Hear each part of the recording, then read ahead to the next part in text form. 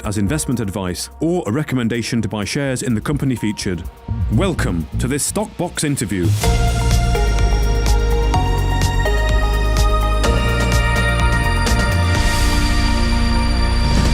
Joining me on Stockbox today, we have Gavin Berkenheger, who is the technical consultant for Arkle Resources.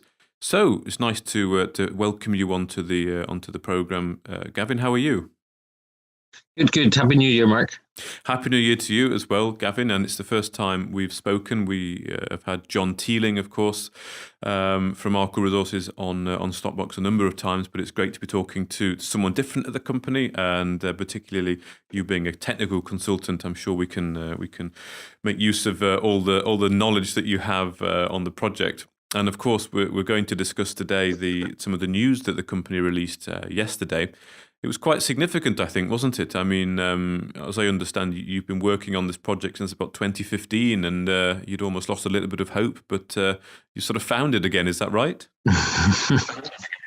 That's right. I mean, when we got the results at the beginning of the year there, we couldn't believe it because these quartz boulders have been an absolute mystery for us for years.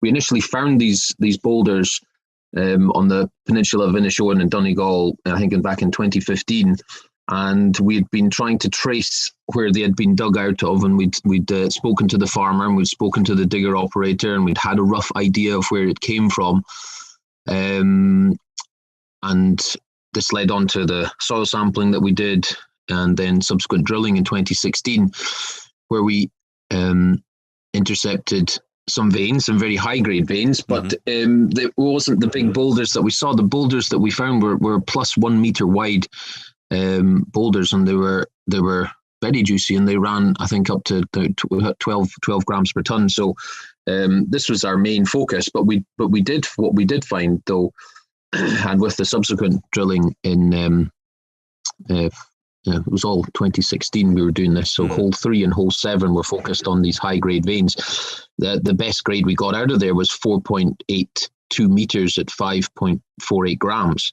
And that was over a series of very high grade veinlets. So we knew that these high grade veinlets existed there, and we followed along strike with the further drilling. But we lost them. So we lost the veins, and we had these mystery boulders. But the trenching program that we completed there at the end of last year identified some new lead zinc anomalies, which was the focus for the for doing the trenching, because we know these veins have a lead zinc they have high grade lead zinc along with the quartz veins. So, but that's what we were looking for with the soil sampling. And we trenched these areas, and we found the quartz veins. I'm pretty excited about the 40.7 grams there.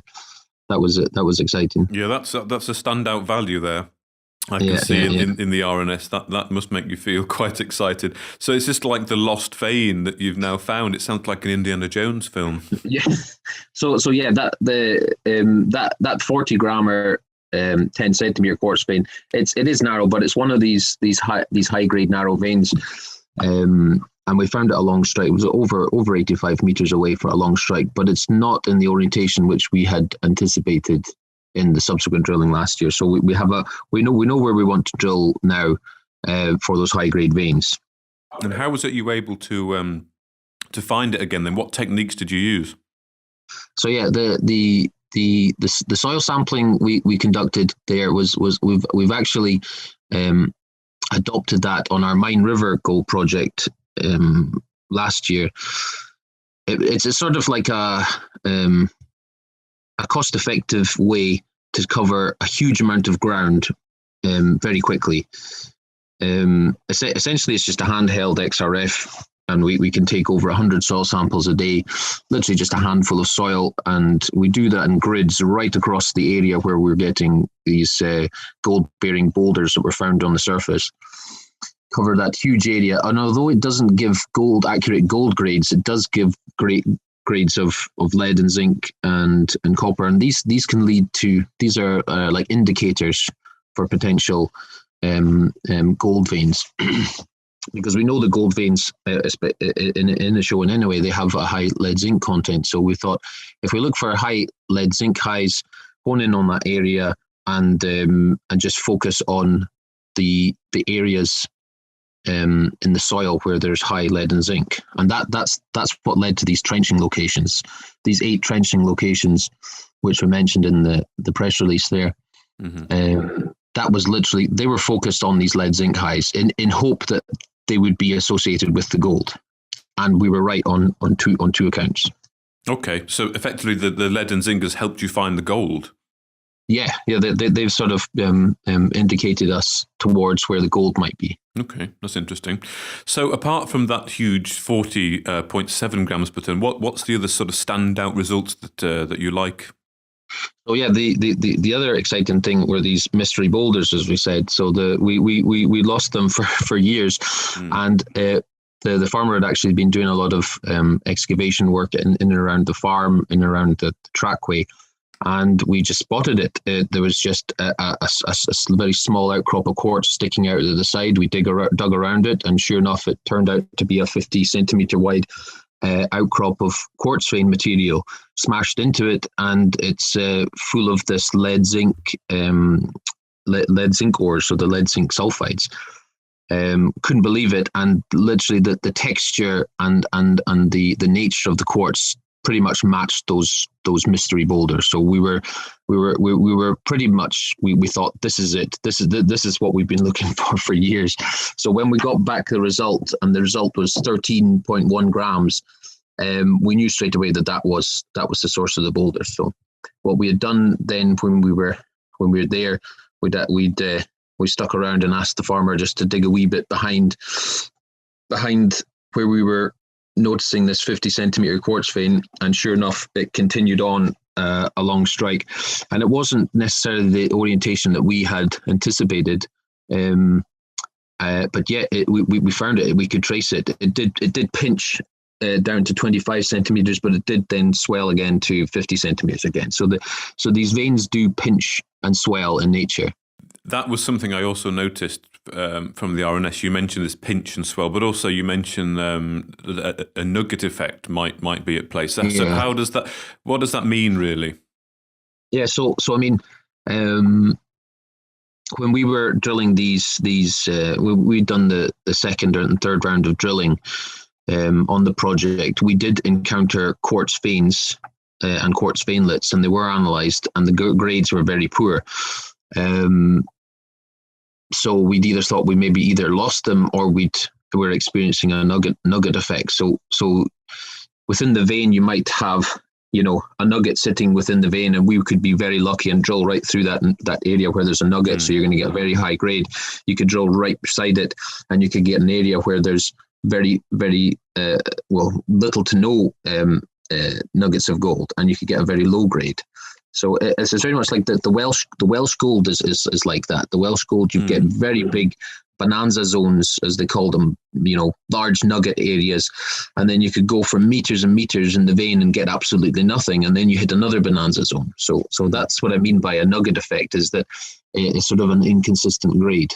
Okay, is that a problem? Ideally, you would prefer a consistent grade throughout the vein, but it's not necessarily a problem, because you get these big high grade zones. It bulks up the grade for the areas that you maybe don't get as much. So okay, and the pinching and the swelling then, what does that kind of tell you? Is it still leading somewhere, or when can you sort of? Yeah, I mean the geology there, it's been deformed. There's a lot of folding going on there, but generally, although the vein is buckled and it is folded and it is jointed, there is a fairly coherent orientation of which way it's going.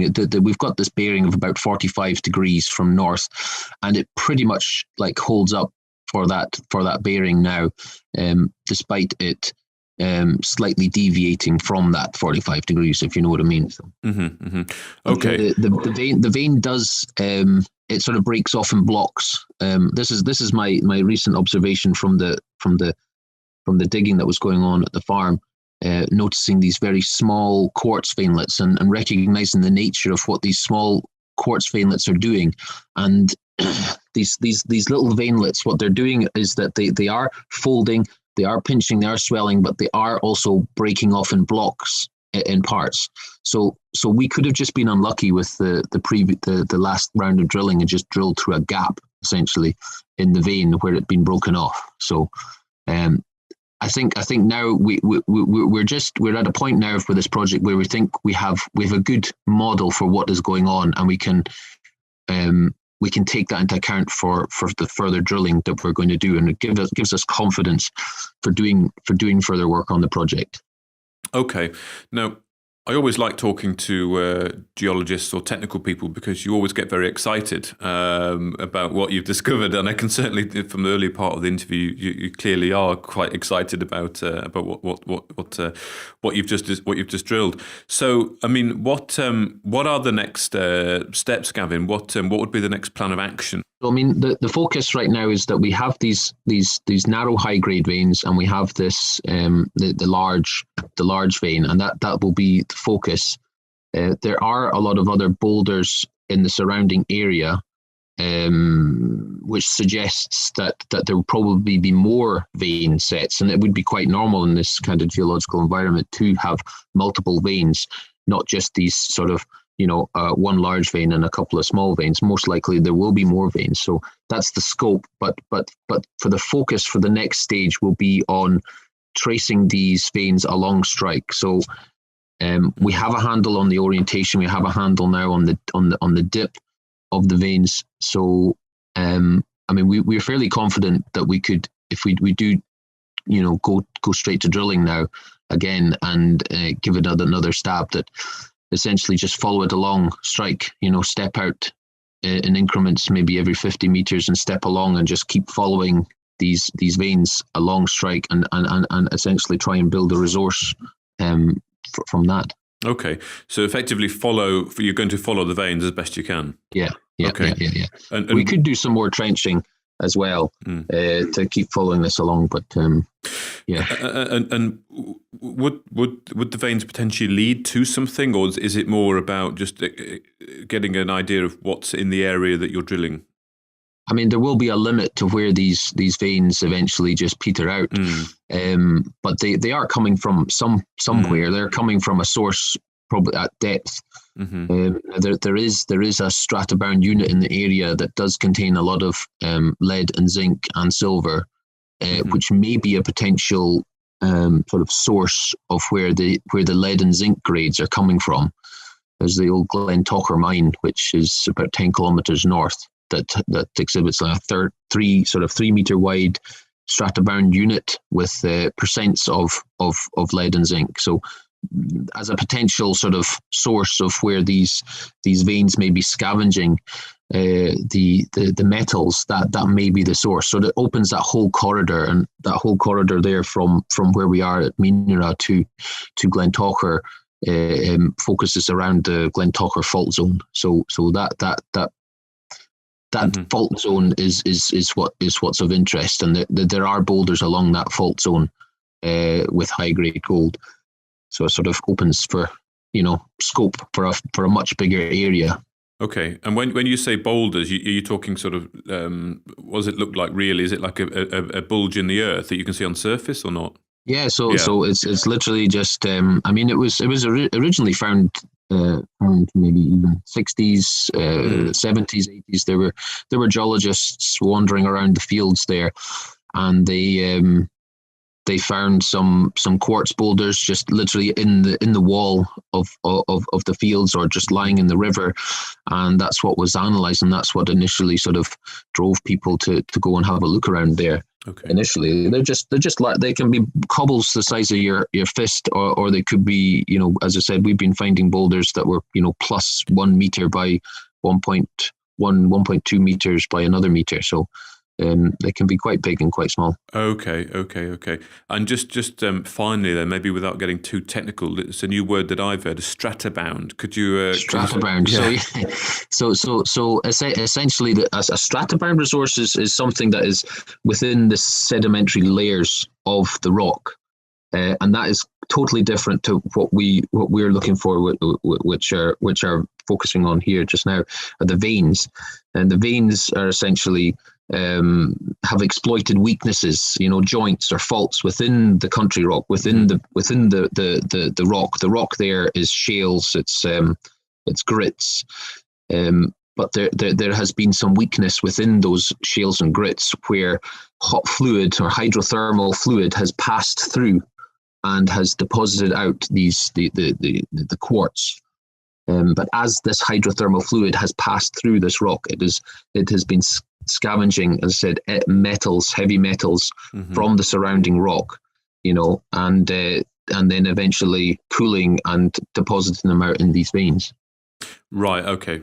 Yeah, I understand that. Okay.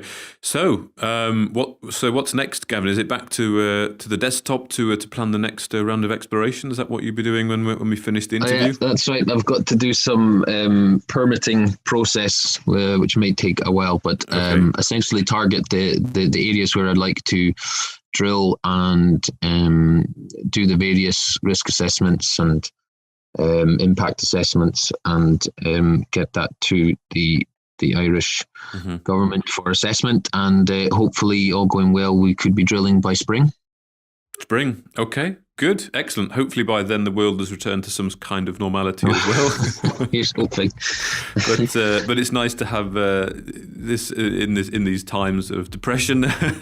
It's nice that you've got a good discovery there to keep you excited. So thank you very much, Gavin, for your time this morning. Thank you, Mark. Thank you. Thank you for listening to this Stockbox interview. For more information, interviews and videos, visit our website at stockboxmedia.com or give us a follow on Twitter by searching @StockboxMedia.